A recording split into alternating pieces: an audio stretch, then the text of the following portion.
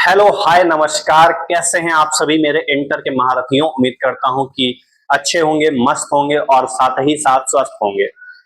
आज का ये जो टॉपिक है ये भाई साहब इतना इंपॉर्टेंट है, इतना इंपॉर्टेंट है, इतना इंपॉर्टेंट है कि हम बता नहीं सकते कितना इंपॉर्टेंट है। खुद ही हेडलाइन देख लो। हेडलाइन है कि आज की force between two parallel current carrying conductor. और हेडलाइन देखने के बाद में जाइए और जा करके चाहे गूगल पे या प्रीवियस ईयर पेपर उठा करके देख लीजिए या कुछ भी तुम उठा करके अपने बोर्ड का देख लो, ये क्वेश्चन ना आया हो तब जो है वीडियो के ऊपर रिटर्न होना। अगर आया होगा तो फिर तुमको करना क्या है? तुमको करना यह है कि इस चैनल को इतना शेयर करना है, इस वीडियो को इतना शेयर करना है कि भाई साहब आपके हर एक दोस्त के पास में कंटेंट पहुंचे, हर एक दोस्त के पास में ये वीडियो पहुंचे कि भैया पढ़ लो। कि अगर तुम पढ़ोगे नहीं तो तुम फिर 2027 में इस चीज को मिस करोगे। यहाँ पर तो टॉपिक आज का हमारे पास में बहुत ज्यादा इंपॉर्टेंट है। हमको जानना है कि भाई आखिरकार ये फोर्स क्या होता है दो पैरेलल करंट कैरिंग कंडक्टर्स के बीच में। है बहुत ही आसान सा टॉपिक, ज्यादा घबराने की हमको यहाँ पे कोई जरूरत फिलहाल तो है नहीं, है ना। लेकिन थोड़ा बहुत तो घबराना पड़ेगा, लेकिन अगर घबराओगे नहीं तो फिर काम कैसे चलेगा, है ना। चलो जानते हैं भाई, 10 मिनट के अंदर इसको हम कवर कर लेंगे। बहुत लंबा टॉपिक है नहीं फिलहाल। तो इसमें एक पॉइंट तुम्हारा और जुड़ता है, वो पॉइंट आखिरकार है क्या, ध्यान दो। पहली बात तो ये, क्या पहली बात तो ये भैया कि force between two parallel current carrying conductors, ये तो बताना ही बताना है ना। कभी कभी ये डायरेक्ट उठ के आता है, कभी कभी देगा इसका रिलेशन कि भैया इसको प्रूव करके दिखाओ, या इसके बेसिस पर एक टर्म जो है पूछता है कि डिफाइन 1 एम्पियर। ठीक है ना, 1 एम्पियर जो करंट होती है उसको डिफाइन करो। अब बच्चे गलती क्या करते हैं? बच्चे गलती ये करते हैं कि वो आई क्या बोलते हैं जो हमारे पास में I is equal to Q upon T का जो रूल होता है उसके बेसिस पर वो 1 एम्पियर की करंट को डिफाइन करते हैं। भैया वो नहीं पूछ रहा है तुमसे।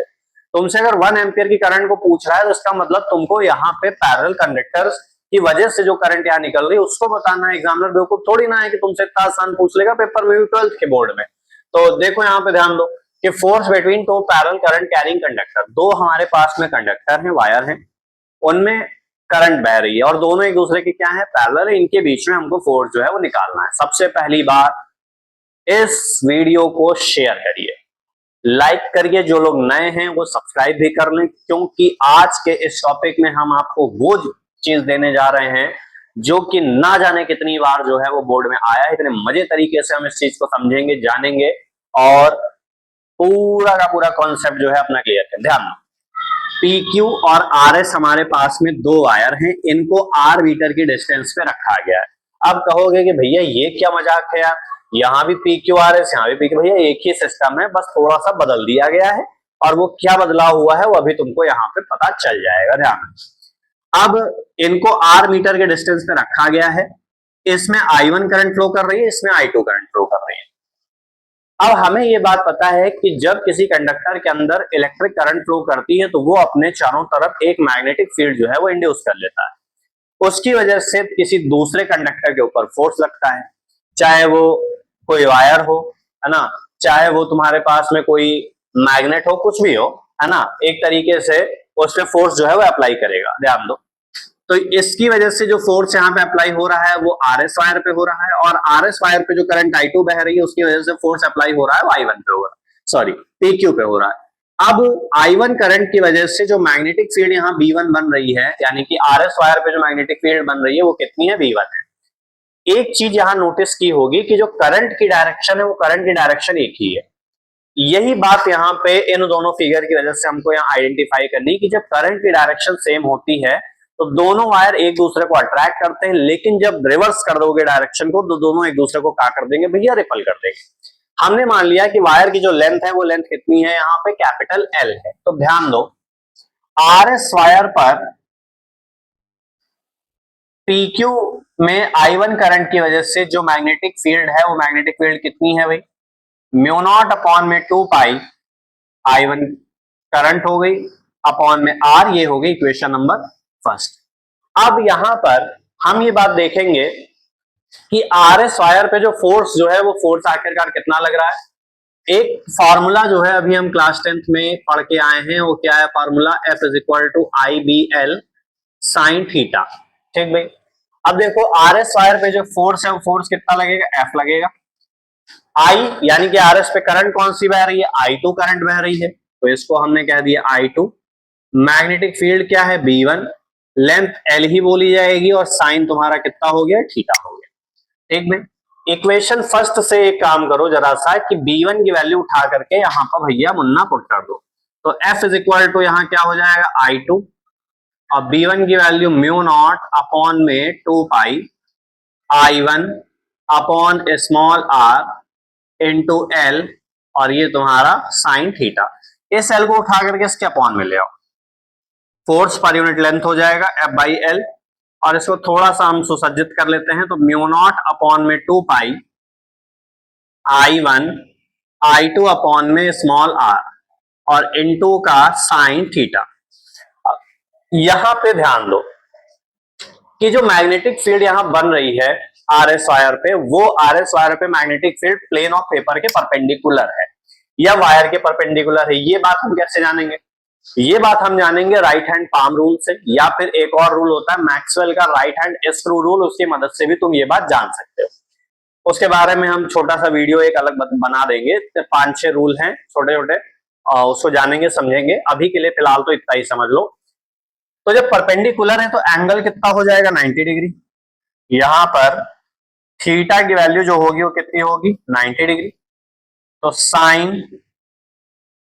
90 कितना होता है, 1 होता है, 1 पुट करेंगे तो यहां पर F अपॉन में L जो होगा वो किसके बराबर आ जाएगा, म्यू नॉट अपॉन में 2 पाई I1 I2 upon small r और इसका जो यूनिट बनेगा वो यूनिट वा क्या बनेगा भैया, वो बनेगा न्यूटन पर मीटर।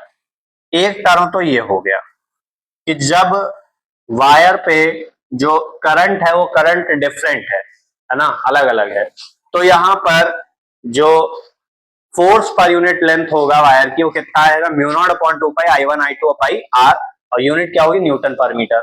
लेकिन अगर मैग्नीट्यूड बराबर है, यानी कि जो करंट तुम्हारी वायर 1 में बह रही है, PQ बह रही है, वही सेम करंट तुम्हारी I2 भी होनी चाहिए। यानी कि अगर हम I1 और I2 को इक्वल रख दें, अगर हम कहें कि I1 जो है वो तुम्हारा किसके बराबर है, I2 के, तो इसको एक सिंपल सा नाम दे सकते हैं, है ना, कुछ भी कह लो, ए बोल दो, कुछ भी बोल दो, होगी करंट ही हो। तो यहां पर रिलेशन हमारा रिड्यूस हो जाएगा किसमें, F अपॉन में L is equal to mu naught upon में 2 पाई और ये I इंटू आई मिलकर के I square by small r और इसकी यूनिट क्या बनेगी, यूनिट वही रहेगी न्यूटन पर मीटर, क्योंकि फोर्स की यूनिट तो न्यूटन और लेंथ की यूनिट तुम्हारे पास में क्या होती है भाई, लेंथ की यूनिट होती है मीटर होगी। सिंपल सी बात है यहाँ पर। लेकिन इतने में एग्जामिनर का पेट थोड़ा ना भरेगा।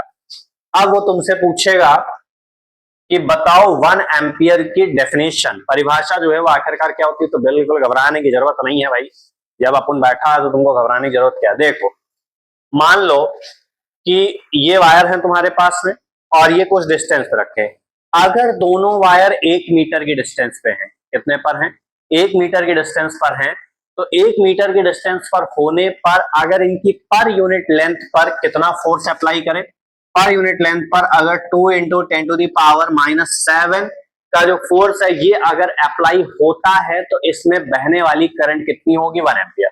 कहने का मतलब क्या हुआ, 1 एम्पियर एक ऐसी करंट होती है जिसमें 2 इंटू 10 टू दी पावर 7 का जो फोर्स है वो उसकी पर यूनिट लेंथ पर लगता है जब जो वायर होंगे वो एक दूसरे से 1 मीटर की डिस्टेंस पर प्लेस्ड होंगे। बस बात खत्म, इसके आगे हमको इसमें चर्चा करने की कोई आवश्यकता फिलहाल तो है नहीं। यही था ये कॉन्सेप्ट हमारे पास। देखो कितना छोटा सा है यहाँ पर और छोटे छोटे पॉइंट्स में हमने इसको कवर कर लिया।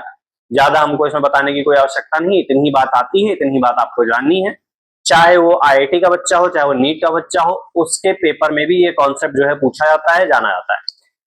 तो आज के इस वीडियो में इतना ही। बस एक ही रिक्वेस्ट है कि चैनल को दबा करके शेयर कर दीजिए, लाइक कर दीजिए, सब्सक्राइब कर दीजिए, क्योंकि 2 महीने से ऊपर का समय हो चुका है, अभी तक जो है आपका प्यार हमको मिल नहीं पाया। हर दिन मोटिवेशन के साथ में आते हैं, लेकिन मोटिवेशन पर डे के बेसिस पर धीरे धीरे धीरे धीरे धीरे धीरे डाउन हो रहा है, डेप्रिशिएट हो रहा है, तो वो नहीं होना चाहिए। तो आप सपोर्ट करेंगे तो हम कंटेंट बेटर लेकर के आएंगे, कंटेंट बेटर लेके आएंगे तो फायदा तुम्हारा होगा, हमारा तो कोई फायदा फिलहाल है नहीं इसमें। ठीक है, तो आज के वीडियो में इतना ही। अगर वीडियो अच्छी लगे तो चैनल को लाइक शेयर सब्सक्राइब जो है वो कर दीजिए। तब तक के लिए मिलते हैं नेक्स्ट वीडियो में, तब तक के लिए ओके टाटा बाय बाय।